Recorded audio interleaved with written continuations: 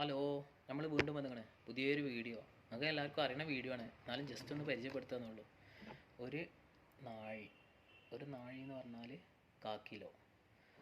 അതങ്ങനത്തെ 4 ഇതിലേക്ക് ഇടുമ്പോഴാണ് ഒരു എടങ്ങായി ആകുക. ഒരു എടങ്ങായി എന്ന് പറയുന്നതാണ് 1 കിലോ. ആ 1 കിലോനാണ് ഇതിൽ കൂടുക, അതായത് ഒരു എടങ്ങായി. അതേമാതിരിക്കട്ടെ ഇങ്ങനത്തെ 10 ഇടുമ്പോഴാണ് ഒരു പറ വരിക. ഒരു പറ എന്ന് പറയുന്നതാണ് ഈ സാധനം. ഈ ഇങ്ങനെ കണ്ടിട്ടില്ലെങ്കിൽ ഇതിലേറെ വലുതായി കാരണം ഇത് വീഡിയോയിൽ ചെറുതായി കാണുന്നുണ്ടെന്നുള്ളൂ. അപ്പോൾ പറയാണ് ഈ സംഭവം.